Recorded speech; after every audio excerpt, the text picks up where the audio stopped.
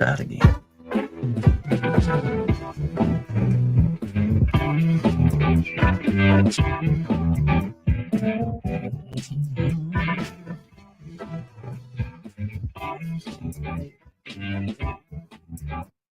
And we are back for the second time tonight. Back for the second time tonight. Thank you. Thank you. Let's see who's still here with us. You would think after a year we would have all of this down pat. But of course, we don't. Every time you try to add something new, which you should always be trying to add something new. I mean, we're trying to do something new. We're trying to add something new. But we're back this evening. Welcome back to another voyage of At the Helm with Kelly and Wayne. I'm Kelly. And I'm Wayne. Can you find us? Are we live, like, for real?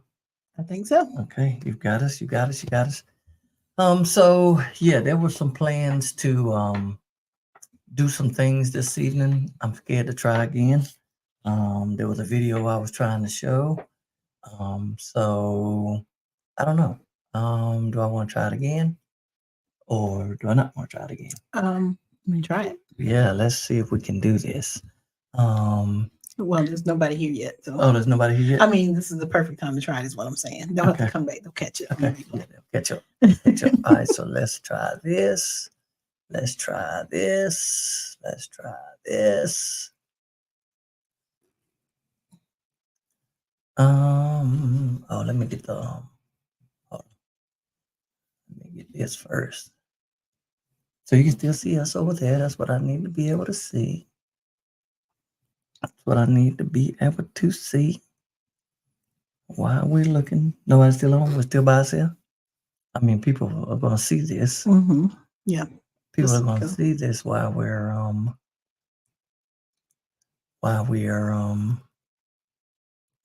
doing. We hope everyone has had a wonderful 2 weeks while we're getting this done. That you have been happy and blessed and well. Yes. How's everybody's April going? We are in Taurus season. I know we're out of Aries season, but we're still celebrating your birthday.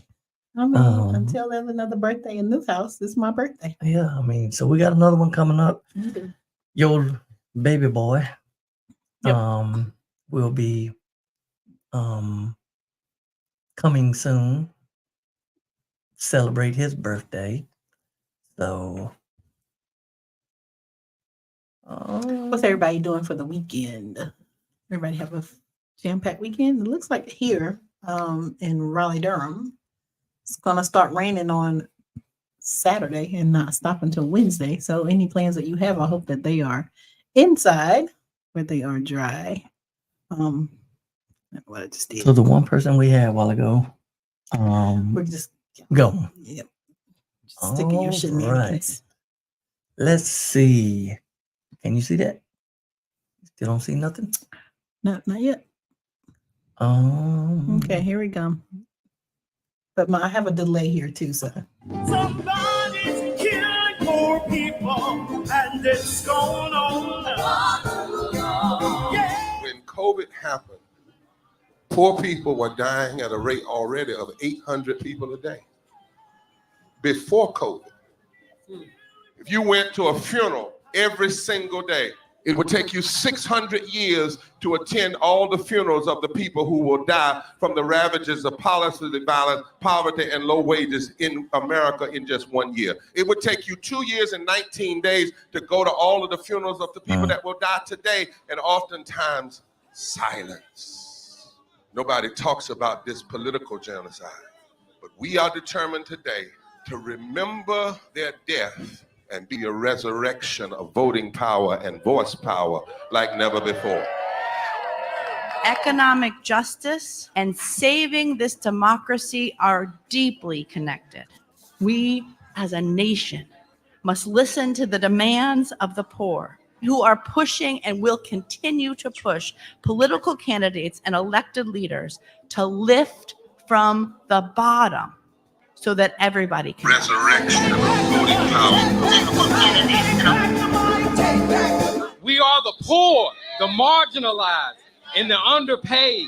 And we are taking one step forward to say that everybody has a right to live. Poverty is not the fault of those who are impoverished. It is caused by those who make the policy. There are over 135 million poor and low-wage, low-income people in this nation.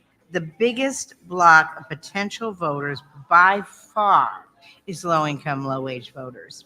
I can't afford medicine. Sometimes I have to skip because of the cost. The farm worker community is tired of the violence imposed upon us by greed, exclusion, and denial of basic human rights. Those folk that represented by that casket, poor and low-wage workers who are the most moral people in this country because they go to work every day believing, even though going to work is hazardous to their health. I'm tired of working 70 to 80 hours a week and still not have money for the necessity of bills. I'm tired of getting sick and not being able to go see the doctor, having to make a choice to pay between rent or the light bill or food or clothes. You cannot claim to care about families and a culture of life and then do everything in your power to rob people of equal access to resources and to force them to live in poverty. Leadership of both parties had waged war on poor people and low-wage workers. And this government has treated people experiencing poverty, including their military families, with disdainful, deliberate, malicious neglect. So the truth is that my son died from poverty. We refuse to accept poverty as the fourth leading cause of death. The fourth leading cause of death in this, the richest country in the world. We march today for our children and the generations to come. And we need to do it with the loudest voices possible, the biggest actions possible. We will voice our demands and register our vote. When we stand up and when we stand together, things change. There is the electorate that is, and then there is the electorate that should be. 34 million eligible poor and low-income voters did not vote in 2016. If just 20% of those voters in swing states were mobilized around an agenda, they could change the political outcome of every election. So we're launching the most massive voter mobilization and turnout campaign in history of poor and low-wage voters, allies, and religious leaders. People are dying, but we know it doesn't have to be this way. And so we are calling on everyone to join us in this Poor People's Campaign, a national call for more revival. We are here, we will be seen, we will be heard, and our power will be felt. We don't need to be an insurrection. We are a resurrection that will be felt across this country. Are you ready? Ready? Ready? Ready? We are a resurrection, and we are ready. And we won't be silent.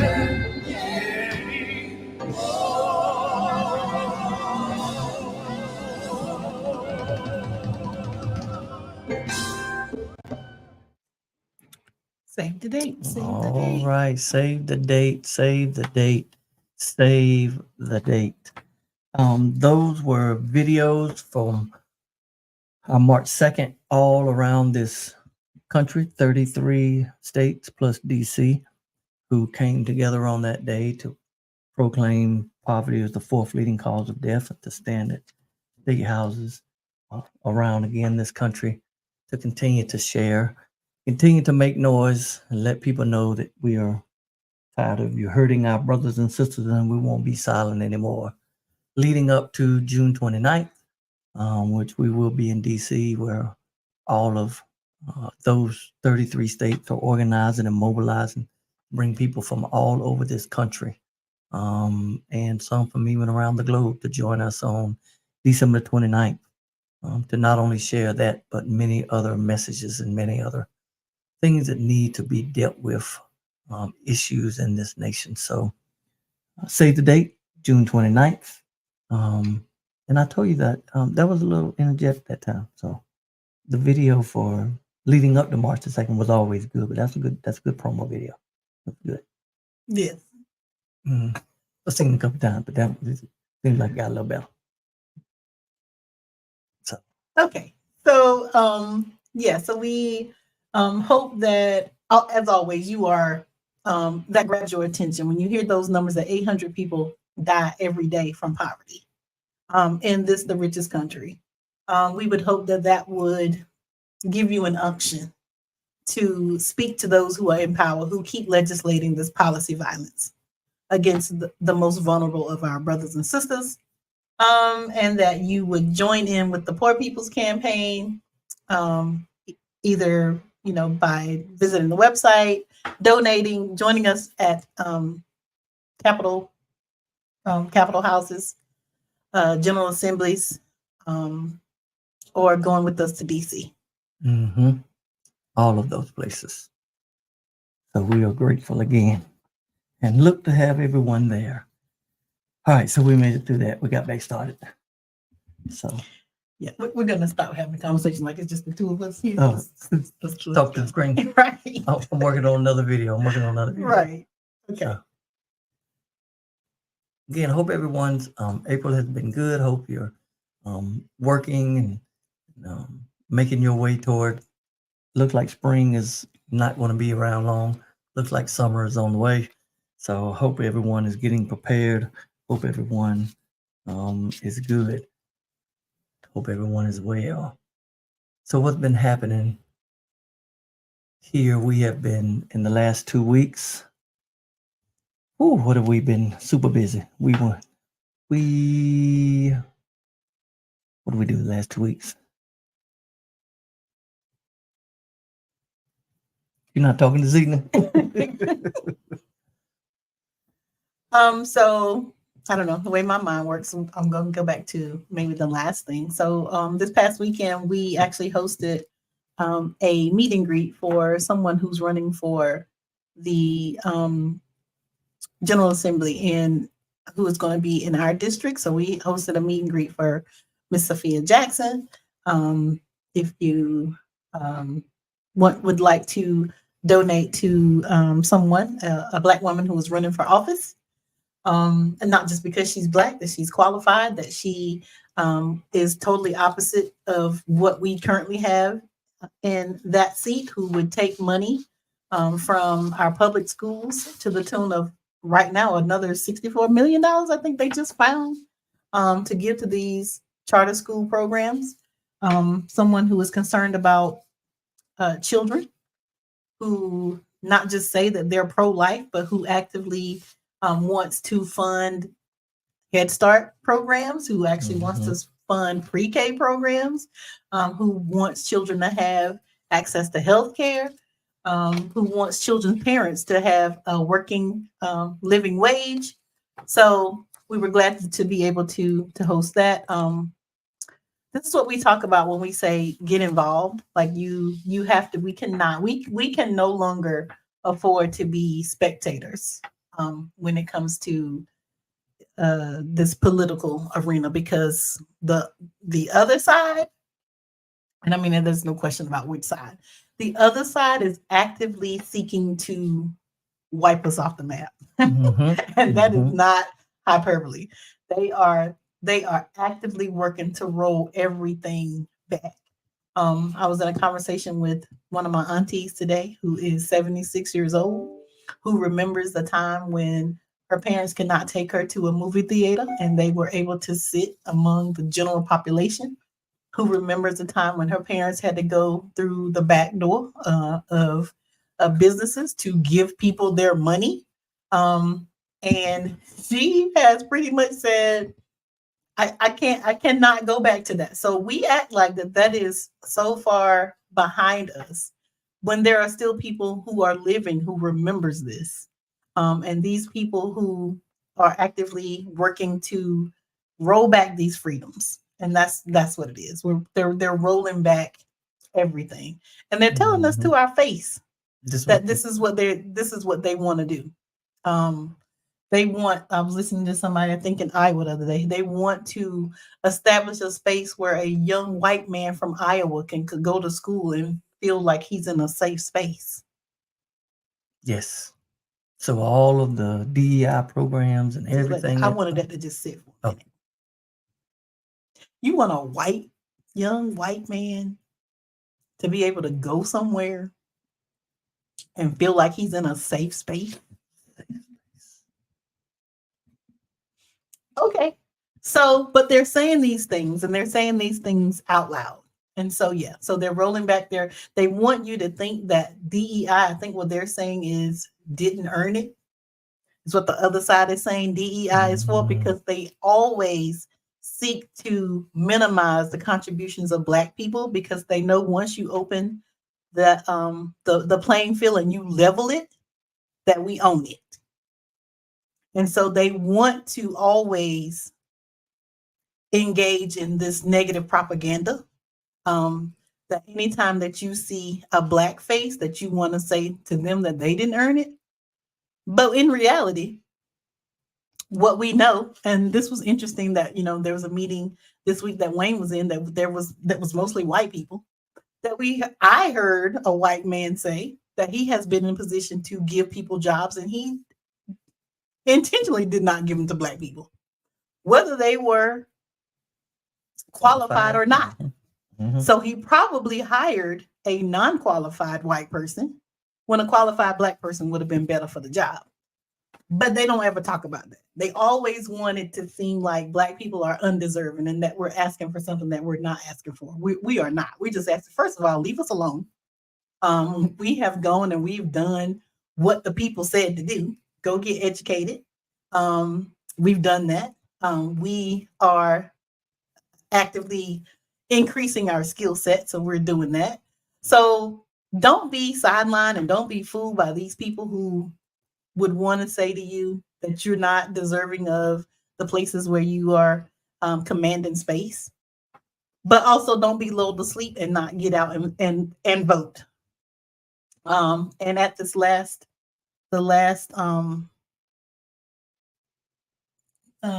rally that we were at, we did have someone who was coming, who was railing against voting. Now, we never say that voting is the end all be all.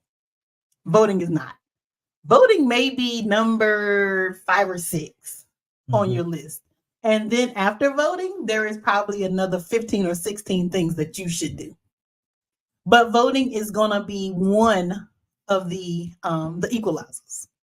What voting is the one thing that is an equalizer. One person, one vote. That's what we have. So voting is not the only thing, but you can't be out here saying what's not working, what we should be doing, because unless we have our own ecosystems, like if we have our own water system, unless we have our own electrical grid, unless we have our own schools, there's going to be people who have been voted in, whether you participate in the vote or not, there's going to be people who were voted in who are now making these decisions. So no, voting is not everything, but voting is definitely one thing that we absolutely must do. So I will forever say vote. And I may, I'll entertain people who say, well, what has voting gotten us? So yeah, we can talk about that. And then I want to talk to you about what is it that you're doing that I can assist you in, because we're not just going to have this circular conversation about voting is not working or working or not working, and you're not doing anything. Because nothing definitely doesn't work. Doing nothing don't work. Nothing doesn't work at all. Yeah. All right. So again, wherever you are, wherever you live, find out who is running for office in your district.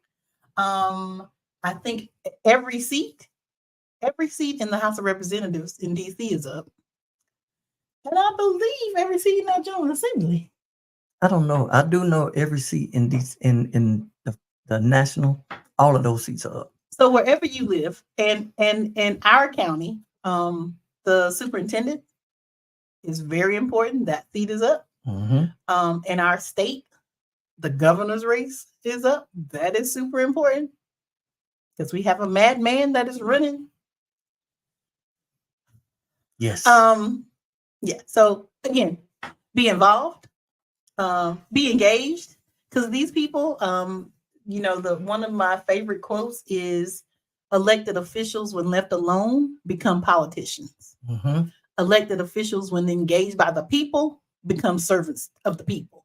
Yes. And so what we want are servants of the people. We don't elect people or not elect people and then just leave them alone to do whatever it is that they do.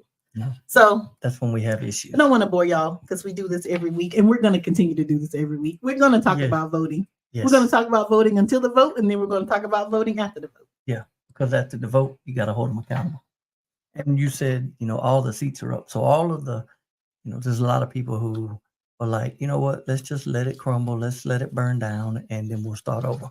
So this year's the year to start over, because we can make changes, because every seat is up.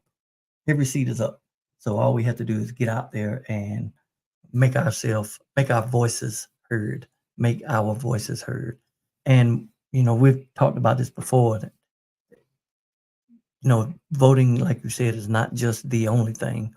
And this is not just a one-time thing. This is not a moment that we are in. This is a movement that we are in. And when you think about the people who have made changes that impact poor and low wealth, people that make changes that only help the 1%, that make changes who enable voter suppression, that make changes that have taken away women's rights and the women's right to choose. They didn't do that in a day. They didn't do that in a month. They didn't do that in a year. They've been doing it forever. And they stayed the course. Mm-hmm. They stayed the course. When the Tea Party got together, decided they were going to put President Obama out. It didn't work the first go around.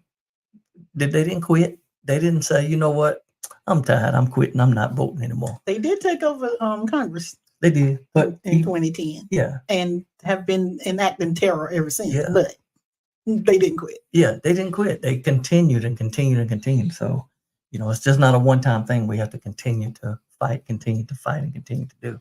Because there are people that just, like you said, they just continue to do those things. And I heard something we were listening the other day. Gentleman said that if and he was pretty much talking about church, but I think it can be related anywhere. If any circles that you are in, if any people that you are around, if any groups you are with, whether it be church, whether it be social groups, anywhere you interact, if someone does not acknowledge your humanity, they do not deserve your presence. Someone does not acknowledge your humanity and who you are and how you present yourself and how you live and what you do. If they don't acknowledge that as your human right and your humanity, they don't deserve your presence in their spaces and in everything that they do. And demand that they acknowledge your humanity and not overlook who you are and the things that you want to do and what you stand for. So, make sure that you are loud. And I think we are definitely in an age, this generation is definitely doing that. And this generation is not putting up, they're not conforming to what everybody think, this box that has been drawn out for all this time. Mm-hmm. They're not trying to fit into a box. We see right now what's going on across the country on these college campuses. And maybe what we have failed to realize is these are the children who we sent into kindergarten classrooms and taught them how to shelter in place from an active shooter when they were 5. So we pretty much started them out without any hope. And we have not done anything since they've been in kindergarten to give them hope. And so, they're not loyal to systems. They're not loyal to organizations. They know what is right. And what they feel like is right, they fight for those rights. And they are, so it's just been interesting just watching these things unfold. And it's like they're like, the president was on TV today and he's telling you what free speech is and what a protest is. And what it seems like people don't understand is that protest is the voice of the oppressed. Yes. So they don't want to, there's not a protest that wants to be dainty and polite. Now, we're not saying burn things down, Nope. but protests are about disruption and getting people to see and hear what they're doing. So whether you agree with what these kids are doing, again, let's keep in mind that these are the children that we sent to kindergarten and Yes. taught them how to hide from an active shooter. Mm-hmm. And we've, since they were 5 years old, given them that while they go to school. And so they are now fed up with systems. Yep.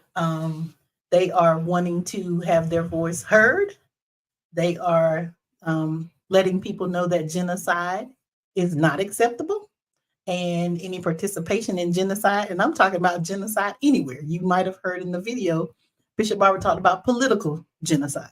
Mm-hmm. Genocide anywhere, in any country, Yes. is unacceptable. Yes. And so, again, whether you agree with these young people or you don't, they don't care. Yep. and they're out here Yeah. And doing whatever it is. And we don't need to get caught up in only what the media shows either. So know that I know there are two places. Personally know there are two places where I personally know people that were at these protests on campuses. One was in Columbia, New York. One was in Chapel Hill. People in Chapel Hill said that they had peaceful protests. They were intense. There were people there. There were people there, all different types of people that were there standing for peace and ceasefire and fighting against genocide for all people. They said that they were singing, they were praying together, they were chanting together. This was peaceful. And then there were some provocateurs that came in. There were people that came in that were making slurs against the Muslims, Jewish people, Black people.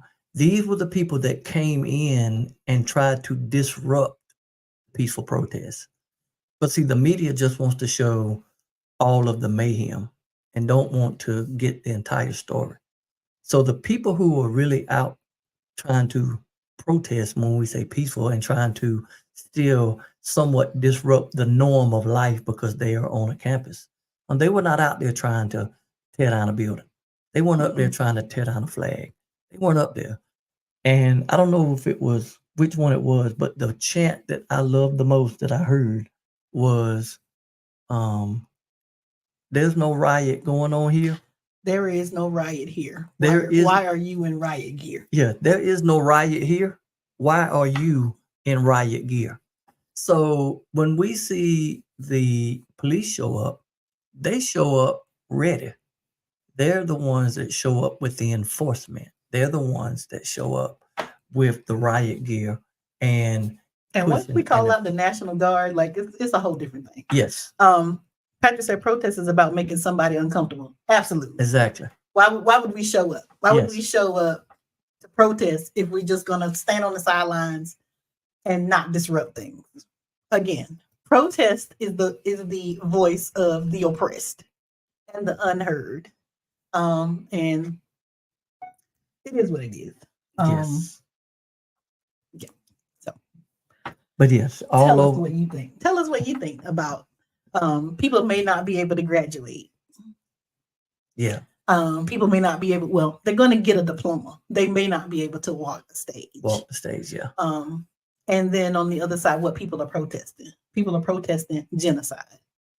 Do we really want to weigh a graduation ceremony with genocide? Yep. Again, protest is about disruption. Yes. And a protest that is nonviolent, a peaceful protest is nonviolent, that is brought to violence by the others that are brought in. Again, now you want to shut down potentially graduation. And we know that the media is all about sensationalism. We have participated in enough protests here in our area to know that our local media doesn't cover it. Mm-hmm. They don't cover. We were just there last week inside the General Assembly. There may have been one station who may have shown a 30-second clip, maybe twice. Yes. So, but if it would have been a fight outside, if we would have been turning over chairs, if it would have been doing all of those other things, it would have been the news story every day. Yep. All week for several days. For several days, it would have been breaking news. It would have been morning, the 24-hour news cycle. So again, yeah, like you said, the media just loves the sensationalism of creating all of that. And speaking of when we were down at the General Assembly last week, we had balloons that we blew up, blue balloons, and we wrote on those balloons all of the injustices and things that we wanted legislators to change. Those balloons were representing raindrops that they consider, where this money's come from is their rainy day fund that they have. They've done everything they need to do, and now they can fund all these other things. And there was a elderly lady who was sitting in a chair who had a question about, I had a shirt on, More Revival, Poor People's Campaign,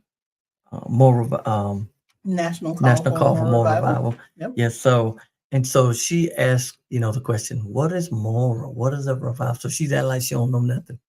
And this lady is a good 72. Yeah. I'm gonna give that to her. Yeah, she was an older lady. Yeah. And non-melanated. And so she is asking these questions. So we're, a whole lot going on. And I didn't have a whole lot of time to talk to her. So I did go back. And so Kelly kind of knew what she was doing. Because I know. Yeah. So she was like, "Don't waste your time with that lady." So I ended up going back. I said, "I don't have time to talk about, what morality is, but I can tell you what immorality is." So I kind of went over a couple of things that were written on the balloons and what I had on the balloons. And one of the last things I told the lady was immigration, passing this bill to make the sheriffs work with ICE so they can go into immigrant communities and continue to terrorize these immigrants. That's immoral. And the first thing she said after that was, "Oh, you mean the illegals?" I said, "Illegals?" I said, "They're not illegal, they're humans." I said, "They're illegals." I said, "God don't make anybody illegal. You don't make illegals." And I said, "You're part of the problem. That's part of the problem. When you can't see someone who is human and you want to vilify them as illegal. So you are moral. So when you're looking for what's moral and what's not, start right there." And if we had time, I would ask, what you here for? Who you here to see? Yeah. Who you here to see? Because I may want to go with you. Yeah, exactly. But when we talk about these, these legislators, people who's making these decisions, and people that are hurting people, sometimes we never know who those people are and where we can find them in society. And so a lot of times those people are in our churches and our faith centers. So there's another video I'm going to attempt to play. I think I got it controlled now. Got a handle on it. But it is a video called Bad Faith. It is a promo for a movie, Bad Faith, that is highlighting Christian nationalism's unholy war on democracy. So we're going to play this right quick. If I can do it like I did last time. Last time it worked pretty good. So let's see how this is going to work.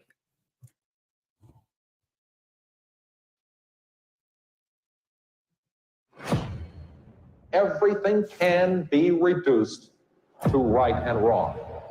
Make no mistake about it. We are talking about Christianizing America. That which God has given us, we will allow no one to take away. The Supreme Court has overturned Roe v. Wade.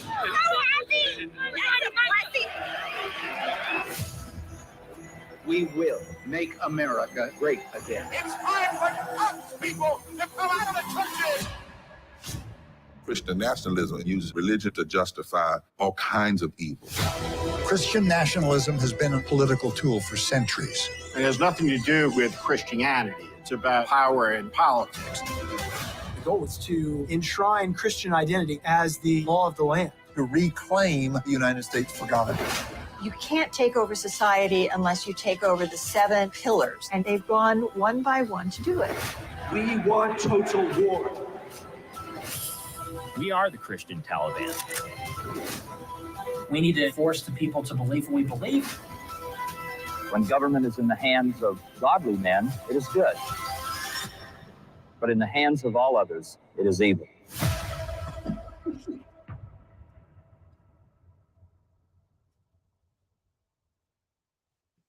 And no, that is not a trailer for a horror film. No, although it looks like it. It's really real. Yes.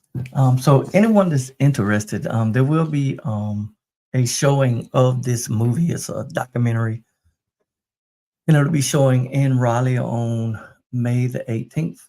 May the 18th. It's on a Saturday. I think it's 7:00 at the Rialto Theater in Raleigh. So anyone who is interested in seeing that, please let one of us know. I should have had the sign-up sheet, but there is a. We'll drop the link. Yeah, we'll drop the link on our pages where you can register to get tickets. And also, we are working on showing this documentary also in Durham as well, trying to get a viewing there for faith leaders, anyone working in faith communities to share this documentary. And I don't know if Patrick is still here, but this is one of those things where, we have this conversation a lot with Patrick, because when we talk about religion, it's like everybody clings to one piece of religion, and depending on what your agenda is, you can either be a cult leader or you can be a Christ follower. But everybody claims that they are, everybody claims that they are serving the same God. And what was interesting to me is that I think people know that Black people in particular are pretty religious. They're super religious. And so we allow, this is going to sound strange, we allow white people to come into our space and we follow them like Paula White, like Rod Parsley. And then you find out what their politics are. So if you are in religious spaces with the white people, check their politics, and pay close attention to what it is that they preach about. Do they preach about the oppressed? Do they try to use the message to manipulate you? Do they use the message for their own personal agenda? And to be honest, there's going to be some Black people in those religious spaces that do the same thing to Black people. So we want, we were just talking about people seeing your humanity. If you are in a church where your humanity is not seen, whether the leaders are Black or white, men or women, recognize that. So definitely, Patrick, we will sign you up. And take you. We may do a show in here at our house, so we can have a full conversation. Yes. With people who are interested. But right now, I think the Rialto holds like over 100 people. Yeah, he told me it was like 400 seats. Yeah. But we may do a little more intimate setting. So if anyone is interested in a smaller group setting to watch the trailer of Bad Faith, let us know, hit us up, because we will put it together and have that showing somewhere in a smaller intimate setting that we can watch this, have conversations and all of that. So, but anyone who is interested, again, we'll put the tag on our pages to let you know where you can sign up. Again, let us know who is interested in that, because the documentary is really good. He said an outdoor viewing. That might work. Yeah, we can throw it on the side of the house. We might have to have some security. There might be some, who knows who's going to be lurking over fences, watching. But yeah, that's a good idea. We can do that. We definitely can pull it together. And if you know of any churches that would love to have the viewing, have the showing, again, let us know. We can see what we can put together. We're trying to get as many people to see this. Again, it just really talks about that Christian nationalist movement has come in to hijack Jesus from who Jesus really is. And I remember these are just things that you remember kind of as a young child. I remember Ronald Reagan being elected in the chatter among the adults that he was the Antichrist. Oh yeah, because of the letters and everything. So oh yeah, I think I remember it. I've kind of just always have been around, but maybe the chatter about politics and who's who and who we need to watch. Yeah, but it just seems like now, I don't know if it's because I'm adult and I've come into the full knowledge, that it just seems like now it's just a little bit different. Yeah. Then all of his names, each one of his names had 6 letters in it. Yeah. So they labeled him 6. Yeah. So it was yeah. I remember that. So, and again, it's amazing how quick we forget things that took place. Because when Donald Trump was running around here talking about make America great again, everybody like that's the first time somebody ever said that. There is nothing. And this has been their motive. This has been what they've done for years and years and years and years. They sing the same song, change words up every now and then, but it's the same song, all the time. Supporting and promoting white supremacy in all aspects of life and in all arenas. So yeah, Patrick, we did have a chance to see the documentary, but we definitely want to see it again. So yep. And if you are not careful, you will hear people say, the founding fathers meant for this is a Christian nation founded on Christian principles. And don't listen to that, because the founding fathers were people who owned people, who were raping people, who were selling people. Yeah. That were not the moral high ground, and they didn't care if people had any religion. So no, the United States is not a Christian nation. No. And so not at all. When you hear people say that already, red flag. Give them one point for one red flag. Yep. And ask them how was it founded on Christian principles? Yeah, and just see if they can explain and what their answer is.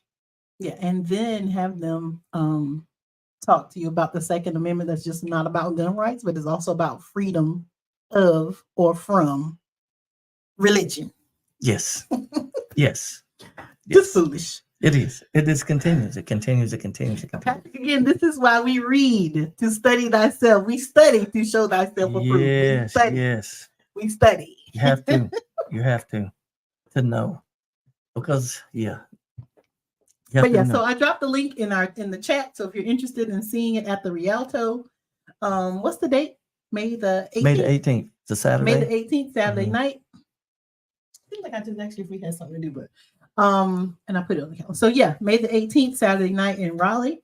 And we will see about maybe doing a smaller, if you don't want to go, or even if you do go, we need to do it again. Yeah, if we do it again and we want to have more conversation, because this is if it seats 400 people, that's already giving me the heebie-jeebies. But yes, I'll go. But yeah, we'll do a smaller setting where it can be a more intimate conversation. Looking forward to that. Please let us know. So those of you who love religion and those of you who hate religion, this film will bring you together. It would definitely bring you together and start a conversation. No doubt. So did anyone paying attention to the what was the WNBA draft? Wasn't that like a couple weeks ago? Since the last. Yes, I think we talked. Did we talk about that? Maybe not the draft. We talked about the championship. Talking about championship. Mm-hmm. So and all of the people who didn't know what to do with all of their writing, since they assumed that one team would win that didn't win. Yeah. But they didn't pivot. Yeah. And now that now that the number one draft pick is, now it's a concern that they don't get paid enough. And we've been talking about inequality in pay for women. When we talk about women making 63 cents on the dollar for doing the same job that men do, we're talking about white women, first of all. Black women make less than 63 cents on the dollar. So, yeah, but now pay inequality is at the forefront, and whatever brings it to the forefront, I'm here for it. Yes, make them all equal. And let's continue. Yeah, but I don't know. Is that where you were? Is that where you were headed? Yeah, just kind of, the whole, they have a draft every year. And seems like this year, the most has been ever made about the difference in pay and the gap, the pay gap. Just seems like it was so much more conversation this year over the number one draft pick not getting a sizable contract as in every other year. And it's kind of odd because this year, this was the first or maybe second year that college kids were able to make money while they were in college. So they have endorsements that are going to pay them way more than what the salary that the WNBA is going to pay them. So if you're just looking at the money that they're getting for the WNBA, we have to compare apples to apples. Like we can't compare the NBA that plays about 80 games, 82, right? 82 regular season games. And then the WNBA that plays about 40 games.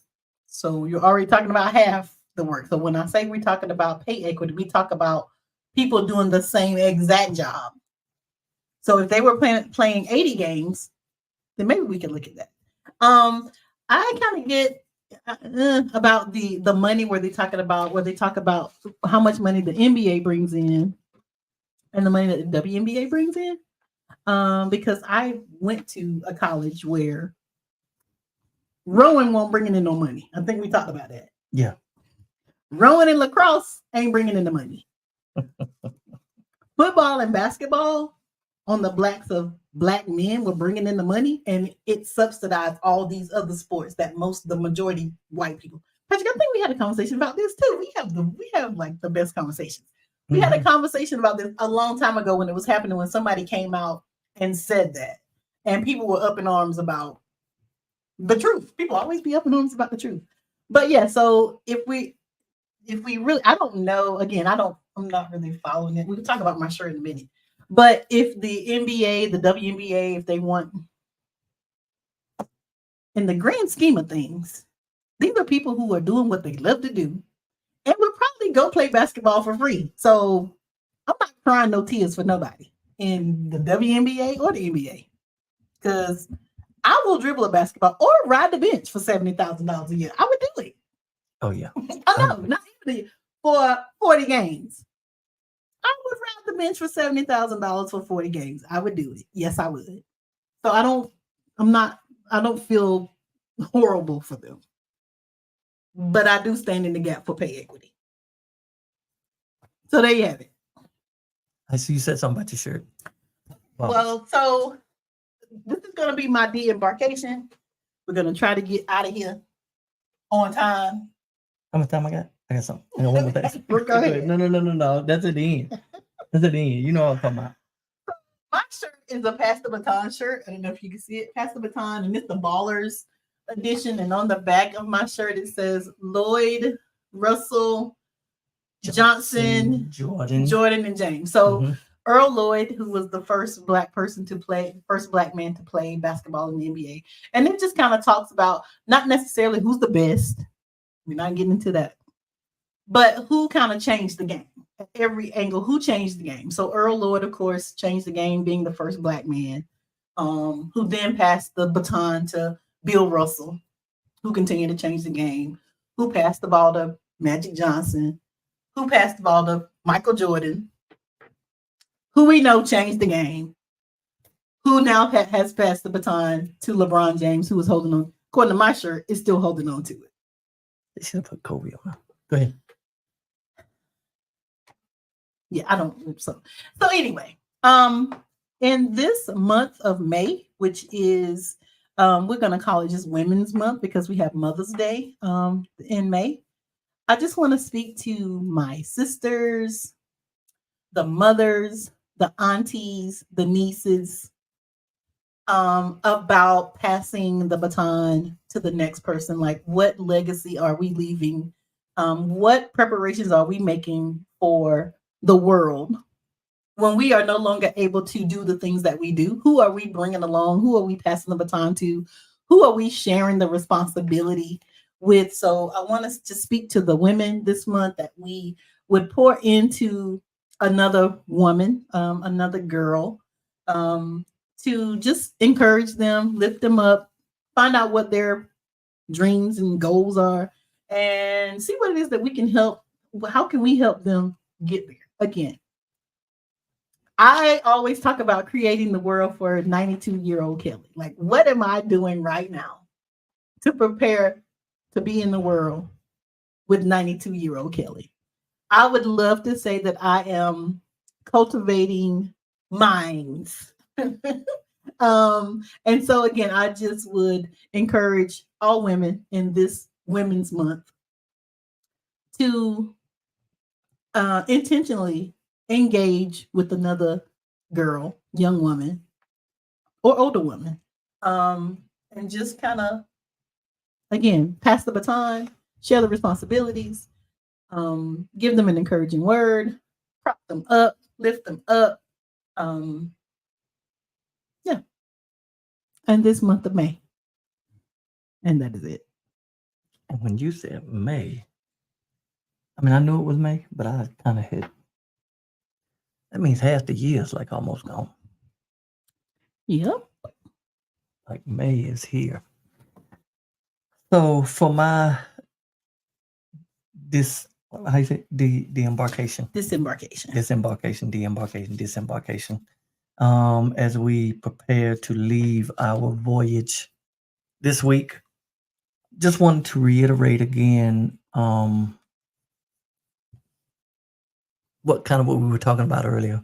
If you are in circles, if you are in places, people do not acknowledge your humanity. They don't deserve your presence. They don't deserve who you are. So know that, whoever you are, that you bring something to the table. Whoever you are, you bring something to society. Whoever you are on this journey and on this life, that God has created you individually, created you like created no one else, created you and gave you a purpose. So don't let anyone minimize you, no matter where you're at on this journey.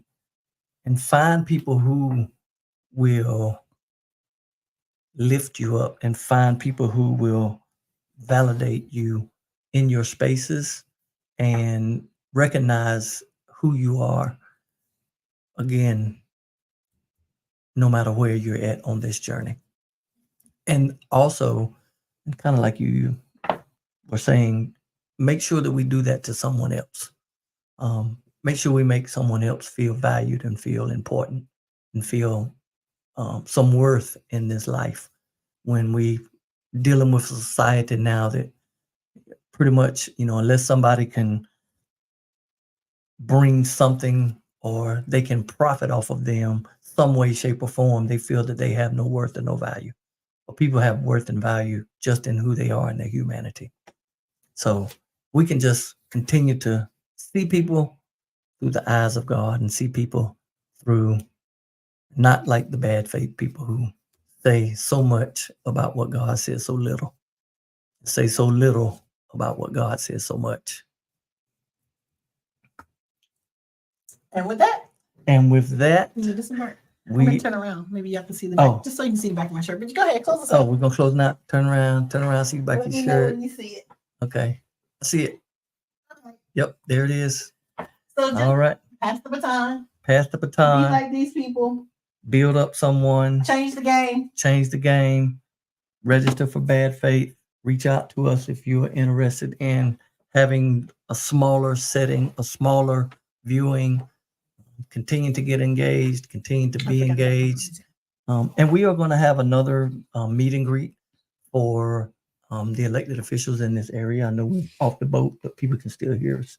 And we're going to have another meet and greet for some others. So if you would like to meet them, put a name to face to their name and start a relationship and let them know that you are here. Let them know what your concerns are. And so you can hear what they're talking about. Yep. And hear what they stand for. I was feeling water. One of the guests at our meet and greet for Sophia was a district court person who's running for district court judge. All right. So y'all know. Yes. He's on the radar. Yes. So we're gonna see if we can get him. Yes. Because everybody needs to know Who the judge? Yeah, he district court judges. He's the jury. He's the judge and jury. So anyway, All right, we out. we'll see y'all in 2 weeks. Yes.